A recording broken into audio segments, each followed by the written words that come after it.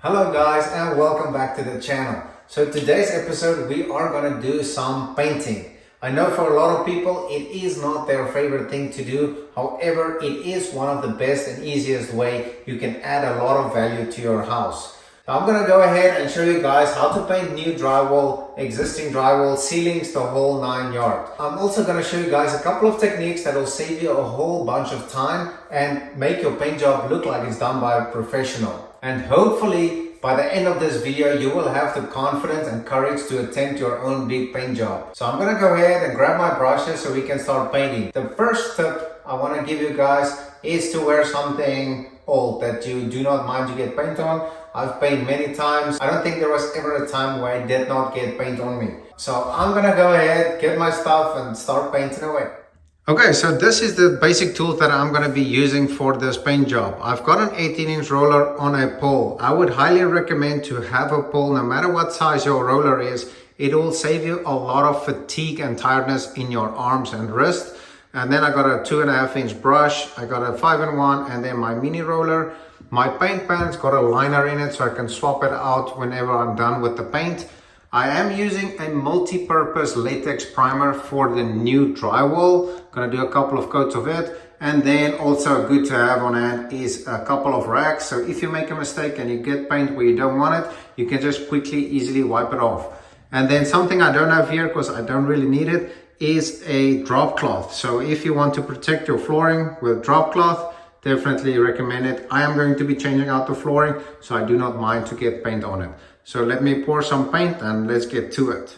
A little trick I always like to do is have my paintbrush ready when I pour the paint.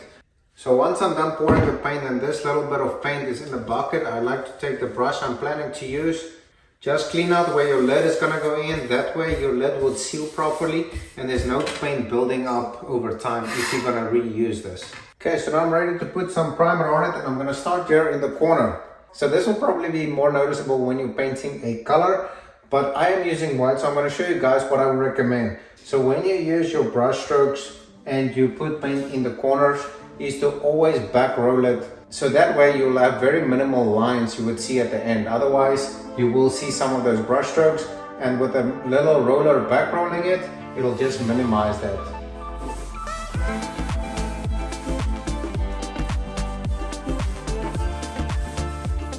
Another quick tip that I want to share with you guys is, as you guys can see, I'm rolling on the paint, and then once I'm done with the fresh paint, I go ahead and back roll it. That way you have a smooth, clean finish with very minimal painting lines.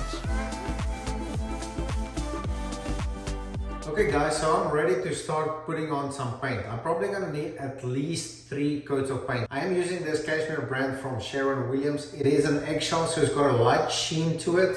And it is white, so everything is going to be white, so it's a little bit in my advantage when it comes to corner and cutting in. However, I'm going to show you guys how I cut in. If, for example, I do not want paint on this wall, but I do want paint on this wall. I'm going to show you guys 2 techniques, and hopefully that'll be very helpful. So the first one is to dab your paintbrush in paint, and then basically wipe off all the excess paint on both sides.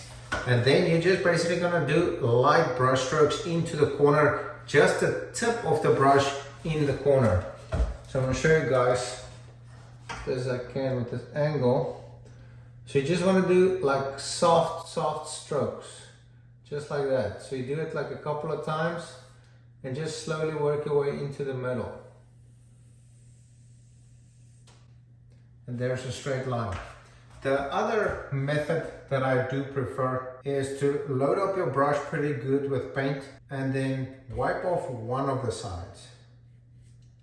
So there is paint on the upper side. And then what I like to do is usually come from an angle, put a little bit of more pressure on the brush. That way you can just work it straight down like that. And then you can come back, do it again, just repeat, and that way you can have a straight line. So as you guys can see what I talked about earlier regarding to the brush strokes. So if you leave this to dry, you would eventually see the light brush strokes. So I'm going to get my mini roller and back roll it, and that'll take care of the brush strokes. So I like to work from the outside in, not start with a thick paint right on the edge, on the inside corner, and just like slowly work my way in. That way I know I'm safe without getting paint on the wall that I don't want paint on. And you can also use the same technique when you do your cutting in on the top. Usually there's crown mold, but a lot of houses I've seen, my old house did not have crown molding. Then you can use the same technique if you want to cut in by the ceiling. So I start just slow and steady, straight line. You don't have to tape or anything, so that's where you're gonna save a whole bunch of time.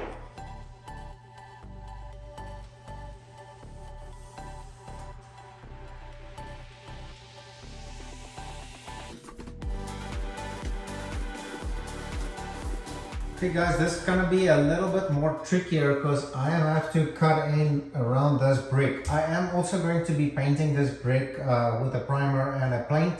So, but for now I am going to paint this wall, so I need to cut around these bricks. So I'm gonna do my best and show you guys how I do it. It is pretty much all the same technique, so I'm also again saving time, not putting tape on the brick, and I'm just gonna take my brush, slowly cut it in, and that will do it.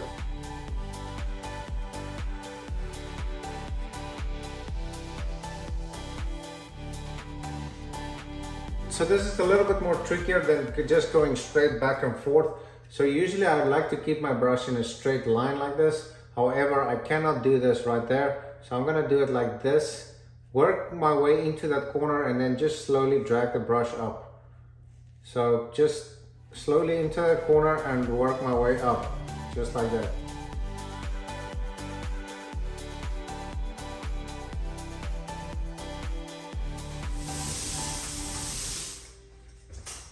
I gotta say, one thing that's awesome about painting is you get that instant gratification, and that's really awesome for a little bit of work. When it comes to switches and outlets, just take that extra 2 seconds to remove this cover. That would make your paint job 1,000 times better. Do not try to paint around the cover or do a landlord special where you just paint over everything when there's a cover on. Definitely take your time, take the cover off, and then just paint all around it. You don't even have to go as close as to get it right on it, because the cover would cover most of it anyway. So if it's something like that, you are good to go, and it's super easy and makes your paint job a lot better. Another tip that I want to give you guys is to avoid splatter on your baseboards or anything like that. Just let your roller go a little bit slower, because the faster you roll it, the more splatter you're gonna get. So if you want to go slow and steady, that'll avoid any splatter or minimalize it a lot.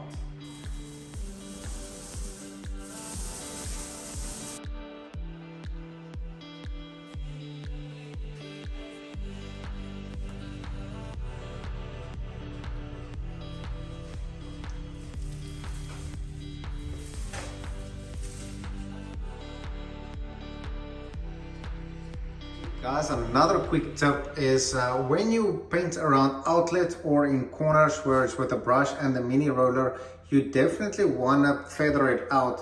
What I mean by feathering out is the fading. So you don't want to have solid hard lines. You want to fade it out so it's like uneven like that. That way when you go with your finer roller, there won't be any lines.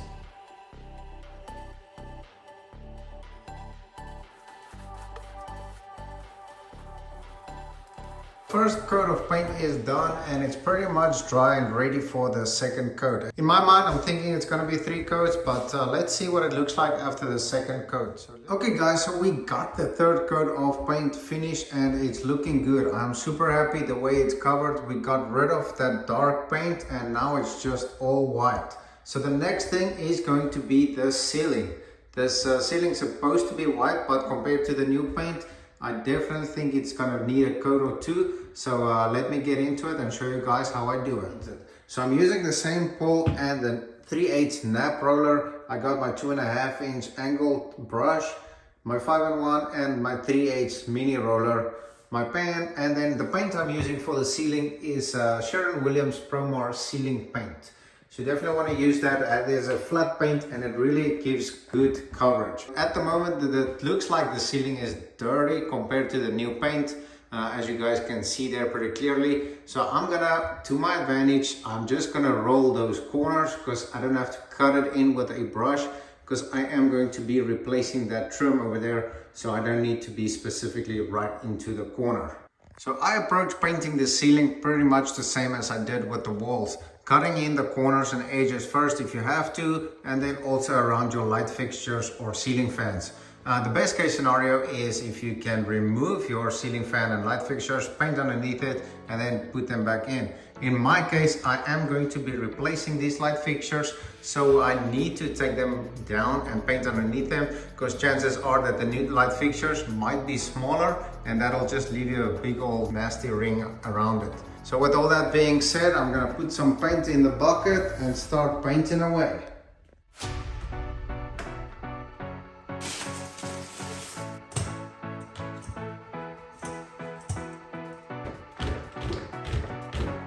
I am going to change out the light fixture, so that is just temporary, so I have light in here. And I'm ready to throw some paint on it. I'm gonna use my mini roller, roll up all the edges, take the big roller and lay it out.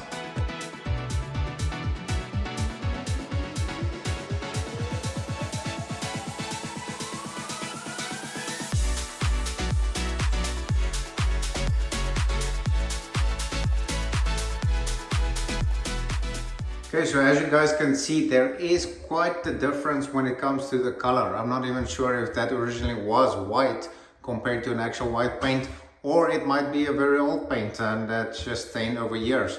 So it definitely makes a big difference with fresh paint. I'm definitely gonna do 2 coats as the paint is still wet. I can see that old paint still kind of bleeding through, probably hard to pick up on the camera. However, I am going to do it with 2 coats. So let me keep on painting. Just gotta point out, this was not me. This was done by the previous owner, so I'm bad, but not that bad.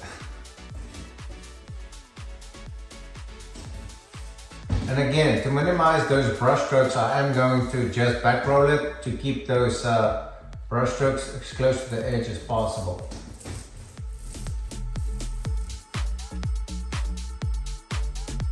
So we got the first coat done and it's looking good. So now I'm just gonna wait for it to dry out and then we'll move on to the second coat.